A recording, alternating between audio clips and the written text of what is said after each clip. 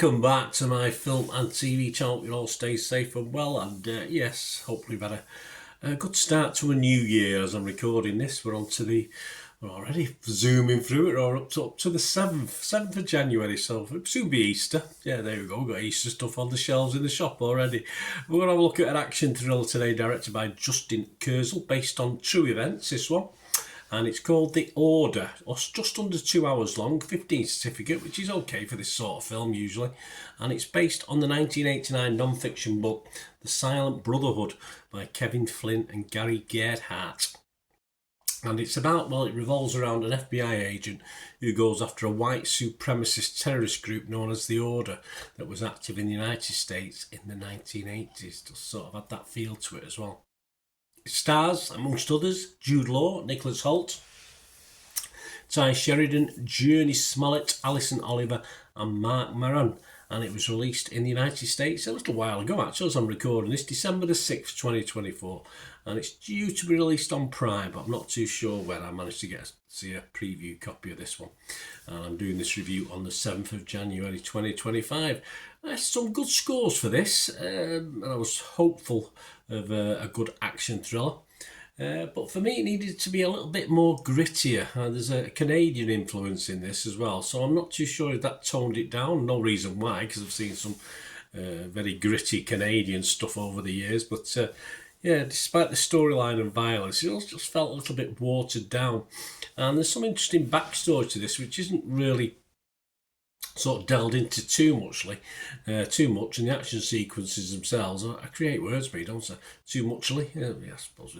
And the action sequences, like this sort of backstory itself, lack a little bit of meat on the bones for me. It just seems all very on the periphery half the time. Some good performances, some good actors.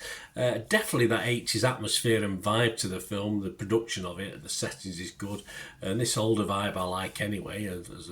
As a kid who obviously watched a lot of TV in the 70s and 80s, yeah, it would normally appeal to me. Although for some reason it didn't sort of influence me that much. This I was a bit disappointed. It felt a bit dated. I know it sounds daft, doesn't it? But yeah, I mean, if you think of a thing like The Man and Heat from Michael Mann, that sort of style of film, I wanted a bit more modernism with it. It was just too stuck in its time, and probably if it had been made in the 80s, I would have said it hadn't lasted very well as into the 2020s. But of course, it was made now, so there you go. So that might have been what they wanted out of it. For me, it didn't particularly work.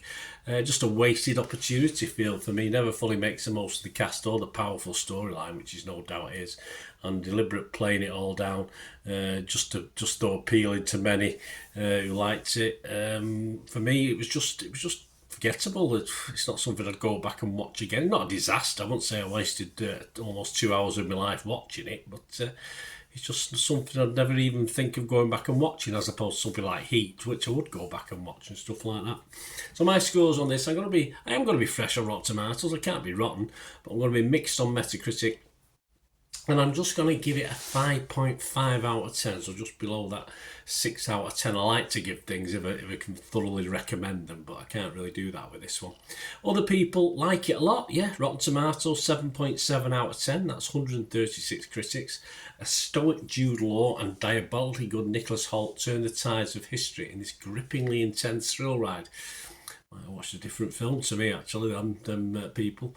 124 fresh, 12 rotten, though. All right, a little bit. Metacritic scored it 75 out of 100. That's based just on 36 critics. 29 were fresh, positive, shall I say, and 7 were mixed, so a bit like me. But there's no negatives, which is good. Roger Moore from Movie Nation scored it 75. He said, the robberies and shootouts are staged to brilliant effect, and even the over-the-top acting moments can be forgiven by the period piece nature of the history being told. Yeah, I just don't think it stays that brilliantly. Not for me, anyway. The Guardian's Peter Bradshaw gave it 60. He said, the fight against fascism is a serious business now more than ever. And it's right that Kurzel treats it seriously, but this means his movie feels constrained tonally, and the finale is weirdly protracted and even anticlimactic. Yes, I'm sort of agreeing with Peter there. Yet The Order maintains a drumbeat of tension to the last. Yeah. Okay, not so much on that one, but yeah. Rotten Tomatoes audience, what Joe Public thinking? Rotten Tomatoes audience, 4.2 out of 5, all good. Metacritic users, 7.3 out of 10, all good.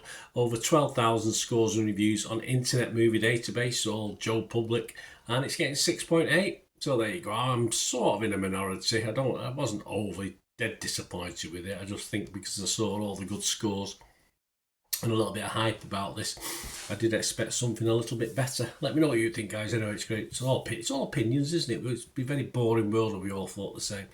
Let me know your thoughts, guys. It'd be great to hear. And please stay tuned. It's a new year. If you can help me support this channel going forward, that'd be wonderful. If you can do that, there are ways of doing it. If you stay tuned, and also if you want to make contact with me through my various socials, please stay watching. Right, a quick shout out before we go for my sponsors at the moment. Piat 6505. They've got a little eBay shop.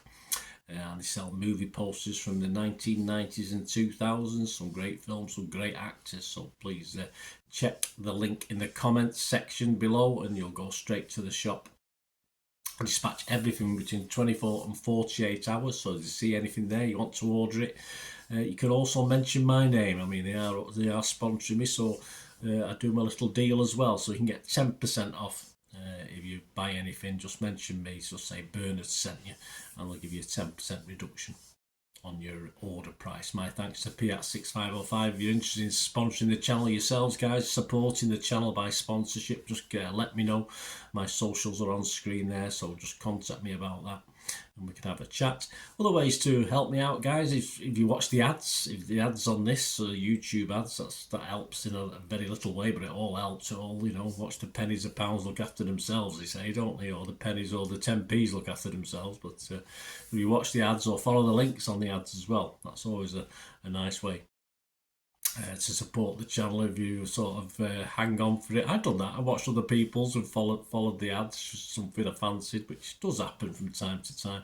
Of course, you can support me by pushing that subscribe button as mentioned earlier, and that's of course pressing the button so you know when these vlogs are coming out. And of course I'm always interested in your opinions, and of course if you can give us a like, that'd be wonderful as well. So thanks for watching, guys. Hopefully I'll join you very, very soon with something else. Until we meet again, I'll never ask one thing, don't I? Please stay safe, everyone. Bye for now.